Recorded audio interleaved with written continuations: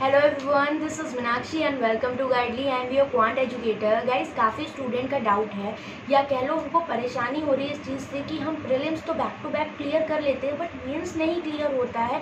कई बार मेंस में अपेयर हो चुके हैं बट एक भी मेंस उनका क्लियर नहीं हुआ।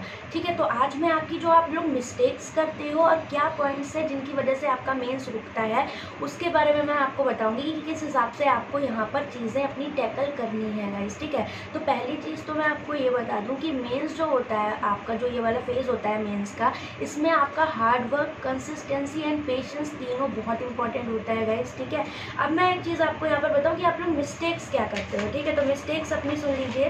पहली मिस्टेक ये कि आप लोग प्रीलिम्स की तैयारी अलग करते हो, मेंस की अलग करते हो। दैट्स वाई आपको टाइम ज़्यादा लग जाता है, आप एक बार में नहीं क्लियर कर पाते, 2-3-4 एग्जाम और इवन कभी कभी सालों लग जाते हैं कि आपका मेंस क्लियर नहीं होता है। ठीक, तो हमेशा तैयारी ऐसे करो प्री प्लस मेंस की। जैसे क्या कि आप मान लो बेसिक से आपने स्टार्ट किया तो आपने स्टार्टिंग के 1 महीने 2 महीने बेसिक्स में दिया, कोई दिक्कत नहीं, बट उसके बाद आपको मेंस की पजल्स हो गई, मेंस की डीआई हो गई, 1-1 2-2 सॉल्व करनी चाहिए डेली ताकि आपका टच बना रहा है। ओके, अब इसके साथ क्या दूसरी मिस्टेक ये आती है कि आप लोग जीए डेली बेसिस पे रीड नहीं करते हो, आप एंड टाइम पे एग्जाम के को पढ़ते हो ताकि आपके दिमाग पे जो सारा प्रेशर होता है वो आपका जीए में चला जाता है कि इसको रिवाइज करना है, ये वाले मंथ्स कंप्लीट करने हैं, और फिर आपका बाकी के सब्जेक्ट से फोकस हट जाता है। ठीक है, और आप प्रेशर में आ जाते हो। तो ये चीज़ मत करो। जीए हमेशा पहले से पढ़ने वाली रहती है और आपको कोई नहीं, आप डेली दिन में 1 घंटा भी दे रहे हो बहुत है। ठीक है, उसमें आपका रिवीजन भी हो जाएगा, डेली जीए भी रीड हो जाएगी। 1 घंटा अगर आप डेली से दोगे तो आपको एंड टाइम पे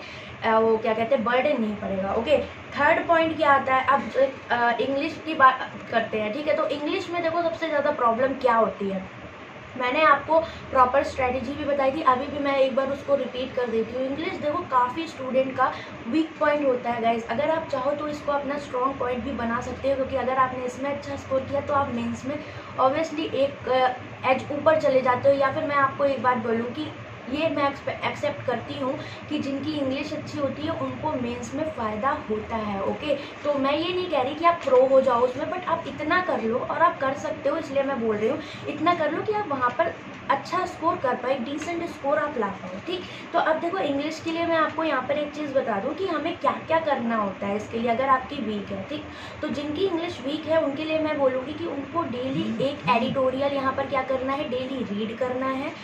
या तो आप YouTube से कर सकते हो या आप पेपर से या आप ऑनलाइन, जैसे भी करो, ये आपकी मर्जी, लेकिन आपको डेली एक एडिटोरियल करना। ज़्यादा प्रॉब्लम है तो YouTube पे आप डेली एडिटोरियल की किसी की भी क्लास देख सकते हो। ओके, अब जो भी आपने आर्टिकल रीड किया उसकी इंपॉर्टेंट वोकैब जो भी 8-10 हो, 15 हो, उनको आप लिख लो। फ्रेजल वर्ब कहाँ कैसे यूज़ हुई तो वो आपको पता लग जाती है, या वीडियो के थ्रू आप लिख सकते हो। ठीक, अब तीसरी बात क्या आती है कि अगर आप डिस्क्रिप्टिव को प्रिपेयर कर रहे हो या वोकैब्स लर्न करना चाहते हो, आपको याद नहीं रहती, तो जो आपने आर्टिकल पढ़ा उसमें से आप क्या करो कि उस आर्टिकल को पढ़कर 5 पॉइंट्स या 5 लाइंस अपने ओपिनियन पर लिखो और वो सारी वोकैब्स आप यूज़ करो जो आपके उसमें वहाँ पर यूज़ थी। इससे क्या होगा, जब आप किसी भी वोकैब को यूज़ में लेते हो तो आपको लर्न करने में या उसको लॉन्ग टाइम तक याद रखने में आपको आसानी होती है। ओके, और ये आपको डिस्क्रिप्टिव में भी फ़ायदा करेगा। अगर आप पीओ का दे रहे हो या आरबीआई ग्रेड भी दे रहे हो, हर तरह से आपको ये फ़ायदा करेगा। ओके, अब इसके बाद क्या बात आती है इंग्लिश में कि गाइज आप सेक्शनल टेस्ट दीजिए।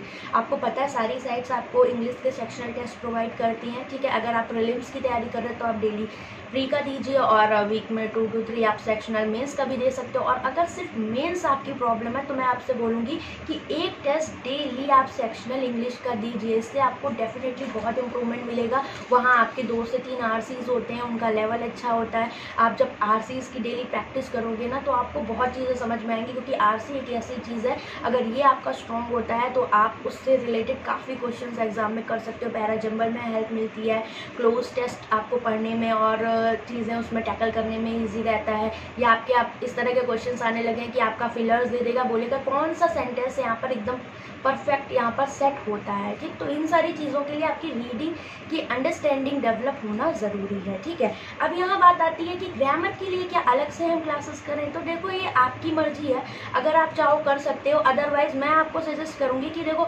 रूल्स रटना नहीं होता है, ठीक है, हर कोई रूल्स नहीं रट सकता, बट हाँ अगर आप डेली बेसिस पे एरर की प्रैक्टिस कर रहे हो, आप डेली बेसिस पे टेस्ट कर रहे हो, तो आपकी ये सारी चीज़ें वहाँ पर इजीली रिवाइज हो जाती हैं, ठीक है। तो आप ऐसे यहाँ पर कर सकते हो इंग्लिश के लिए।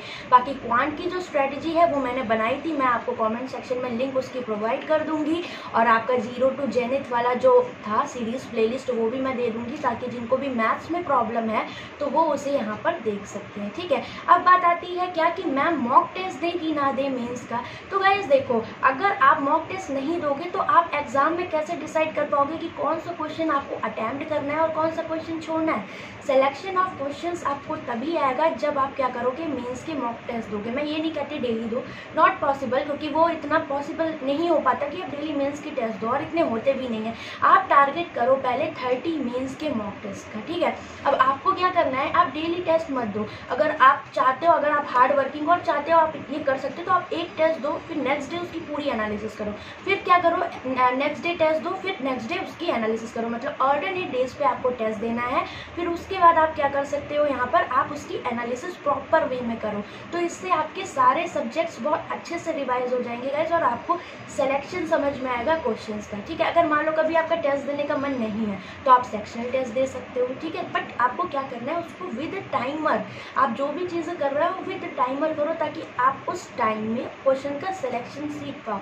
अगर आप इस तरह से प्रिपेयर करोगे गाइस, डेफिनेटली आपको फ़ायदा यहाँ पर मिलेगा, ठीक है। अगर आपको ये चीज़ें हेल्पफुल लगती हैं, ठीक है, तो आप कमेंट सेक्शन में कमेंट करके ज़रूर बताइएगा, या आपका कोई भी डाउट है तो आप ज़रूर बताइएगा, ठीक है। क्योंकि देखो कहीं ना कहीं अगर हम फेल होते तो हमारी हो सकता है मेहनत हो, ओके, बट स्ट्रैटेजी कभी कभी ख़राब होती है कि यार हम उस तरीके से तैयारी नहीं करते, और हमें वो चीज़ें फिर बाद में प्रॉब्लम क्रिएट करती हैं, और फिर वो हमारे डिप्रेशन या उसका कारण बन जाती है कि यार अब हम होपलेस होते जा रहे हैं, ठीक है। तो बिल्कुल अच्छे से तैयारी करो, डेफिनेटली इस बार आप लोग क्लियर कर लोगे।